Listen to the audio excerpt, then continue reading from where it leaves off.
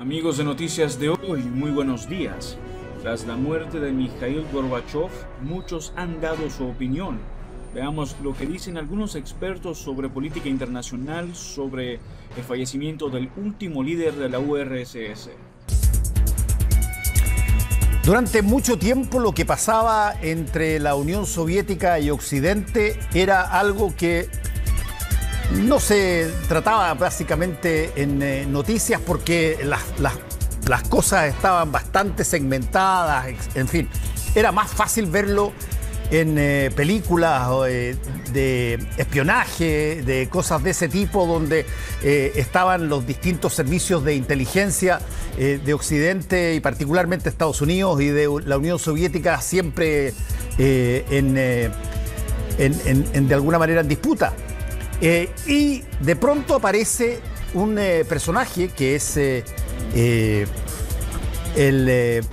presidente Gorbachev, que coloca una serie de términos que no se habían conocido hasta entonces, y particularmente el de la perestroika, que era una forma de buscar una suerte de ayornamiento, de acercamiento a una modernidad de la Unión Soviética que los gobernantes occidentales de alguna manera entendieron muy bien de cómo podía beneficiar esto más a Occidente que a la propia Unión Soviética.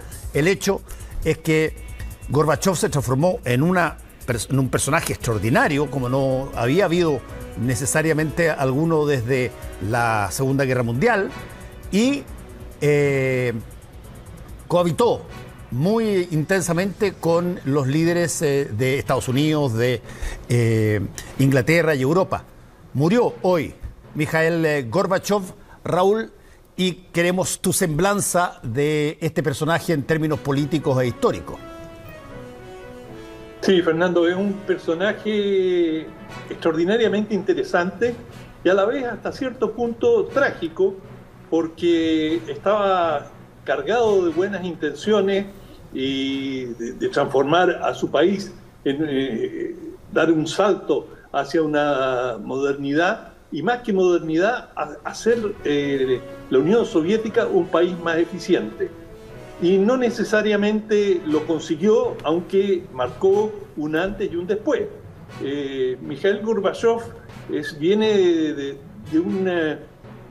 de la Rusia profunda. Él vivía en una comunidad agrícola con sus padres, y todo su pasado fue en actividades rurales, y de hecho su ascenso en el partido fue a través como miembro del Partido Comunista, por supuesto, y él siempre, desde muy temprano, militó en el Partido Comunista y era un activista convencido, digamos, con mucho brío, entusiasmo dentro del Partido Comunista Soviético, y llegó al Comité Central y estaba en la Comisión de Agricultura, y allí fue ganando el respeto, y en parte por su sencillez, por la forma directa en que planteaba las cosas, pero porque también estaba poniendo el dedo en la llaga en una serie de puntos en que, por ejemplo, la agricultura soviética era ineficiente,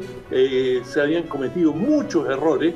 De hecho, en la Unión Soviética se vivieron grandes hambrunas, hubo políticas forzadas de reforma que no dieron los resultados esperados.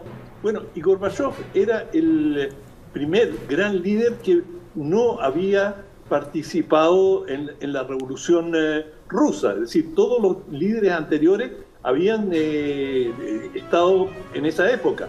Él ya pertenecía a una generación completamente diferente y venía con ideas muy distintas, pero siempre dentro de una perspectiva comunista. Por ejemplo, de él, cuando ya se acerca a niveles de poder significativos, lo tratan, algunos se esperanzan de que él va a introducir reformas de mercado en la Unión Soviética. Y no, él creía y planteó siempre algo que en Occidente se le ha bajado el perfil, pero él siempre manifestó su convicción en la superioridad del sistema socialista, como él lo entendía, y lo entendía cercano a las convicciones del Partido Comunista Soviético. con todo, él era un muchachito comparado con todos sus predecesores y especialmente el cambio de estilo que él representaba de cara a Brezhnev, a Leonidas Brezhnev, que era casi, se decía en broma, en chanza, que era una momia embalsamada que la movían artificialmente, porque realmente era la inexpresividad total. Y llega Gorbachov con su esposa Raisa, directo, haciendo broma, algo que no se había visto en Rusia, con la Unión Soviética. Y además, el secreto era absoluto. Tú mencionaste perestroika como un concepto que él aportó. Perestroika significa reestructuración. Sí. Él quería, en ruso, por cierto, y él lo que quería era una reestructuración de la Unión Soviética para convertirla en un país moderno, competitivo. Y la otra gran palabra que él nos aportó en Occidente es glasnost. Sí. Glasnost significa transparencia. Y si algo era notorio en la Unión Soviética, era la total oscuridad de cómo se tomaban las decisiones. Habían especialistas que estudiaban el Kremlin. ¿Y qué es lo que estudiaban? Porque no se filtraba nada. Era cuando se asomaban en una festividad a un balcón, en qué orden venían. Y según el orden de los distintos jerarcas, decían, hay un cambio hacia la izquierda, hacia la derecha, viene una temporada o una época más autoritaria, y cuando comienza a aparecer nuevos rostros, bueno, se sabía que iban a venir cambios, y por supuesto uno de los rostros más emblemáticos es el de Gorbachov, y él introduce este concepto junto con perestroika de glasnost, y tratan de abrir lo más posible, pero como ocurre en tantas situaciones, cuando hay una olla a presión, soltar de pronto la presión puede ser muy peligroso, y eso fue lo que pasó en la Unión Soviética. Se habían acumulado demasiados conflictos que habían sido taponeados, que habían sido reprimidos, que se habían escondido bajo la alfombra, y claro, cuando se comienzan a hacer las primeras reformas y Gorbachov comienza a intervenir, empiezan a estallar una serie de conflictos, algunos de ellos con algunas de las repúblicas soviéticas que habían sido oprimidas, y como se comienzan a multiplicar los conflictos, Moscú tiene cada vez más dificultades para administrarlos, y muchos de estos conflictos se dan dentro del área soviética, el glasnost soviético, que es si tú quieres, los países, lo que se conocía como el campo socialista, que son todas estas repúblicas europeas, como Checoslovaquia en aquel entonces, hoy día ya no es Checoslovaquia, Hungría, la República Democrática Alemana, en fin, todos estos países que estaban bajo el eje o bajo el dominio de la Unión Soviética, comienzan una serie de movimientos, primero para buscar mayor autonomía y finalmente para independizarse completamente. Y esto también pasa dentro de algunas de las repúblicas soviéticas. Una de ellas después, posteriormente, viene a ser Ucrania. Pero mientras esto está ocurriendo, Fernando, tú lo señalaste al comienzo, había una verdadera deslumbramiento por Gorbachov. Es decir, venía un personaje totalmente desconocido, con un lenguaje nuevo, y eso generó expectativas enormes en Occidente. Sí, hay que acordarse, yo por eso mencioné que básicamente Occidente, buena parte de Occidente solamente conocía a la Unión Soviética por la representación que se hacía en términos culturales. Las películas de James Bond, las cosas de espionaje, las competencias en términos espaciales, y por lo tanto los personajes de ese país eran muy distantes. Digamos, atrás había quedado Stalin, Brezhnev mismo, tú lo mencionaste, era una persona tan circunspecta que prácticamente de alguna forma te señalaba o te mandaba un mensaje de un país taciturno, cerrado, gris, etcétera. Y de pronto salta Gorbachev y empieza a hablar de glasnost, de transparencia en la forma, transparencia en las cosas. Se acerca a Occidente como ningún otro se había acercado, a Margaret Thatcher, como la vimos ahí, a Ronald Reagan primero, George Bush después, en fin. Y da la sensación que había un cauce para entender o para reconocer un poco de nuevo a este enorme país que era la Unión Soviética sobre la base de un nuevo prisma. Pero, claro, una cosa es lo que propongan a veces los líderes y otra es si es que acaso la máquina que está detrás lo sigue. Sí. Bueno, a mí me tocó, yo estuve en la Unión Soviética, estuve después en Rusia, y a mí me llamó siempre la atención la absoluta falta de transparencia, que llegaba a niveles increíbles. Por ejemplo, en Moscú no habían guías telefónicas, tú tenías que saber el teléfono o conocer a la gente, pero tú no podías entrar a una cabina de teléfono y ver, buscar un nombre, buscar a alguien en Moscú. Esos niveles de compartimentación, de oscuridad, de secretismo, era algo realmente impresionante. Y claro, Gorbachev trata de cambiar esto, pero cuando tú, como te decía antes, levantas la olla y que está en plena ebullición, te compras un pleito enorme. Y, por ejemplo, a mí me tocó estar en el momento en que, cuando empieza a desmembrarse la Unión Soviética, y especialmente uno de los países más leales a Moscú era la República Democrática Alemana.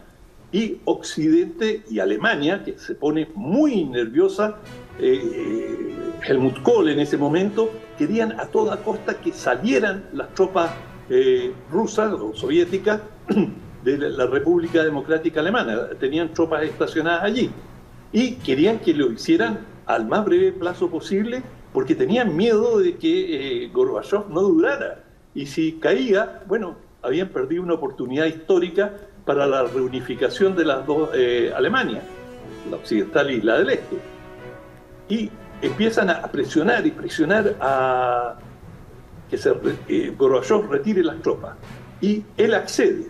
Primer problema, que hoy día estamos viviendo las consecuencias de esa decisión, es que Gorbachev no pide garantías reales, escritas, no pide un tratado en que le den seguridad de que la OTAN, la Organización del Tratado del Atlántico Norte, no va a ingresar o no va a captar a los países de los cuales la Unión Soviética se retira, y que los va a tratar de incorporar a la propia OTAN, que es contraria a Rusia o la Unión Soviética en aquel entonces. No pide ninguna garantía, cosa que hoy día Moscú lamenta profundamente. Y segundo, cuando retira las tropas, y me consta porque estaba allí, no tenían dónde llevarlas, es decir, no tenían suficiente, no habían hecho los arreglos para hospedar, alojar a estas tropas que volvían y a Rusia. Y cuando vuelven, bueno, que genera un desorden enorme, y todo esto estuvo realmente muy mal gestionado.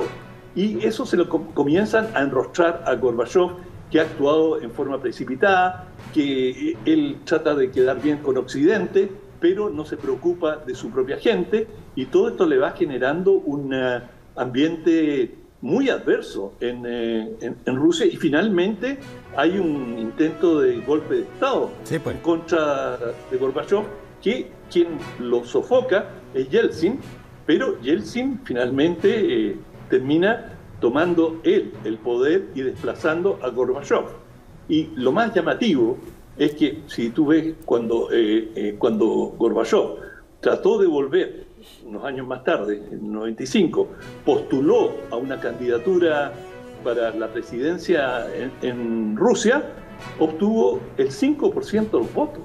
Es decir, una cantidad, pero increíblemente baja, si tú piensas la popularidad que él tenía en Occidente.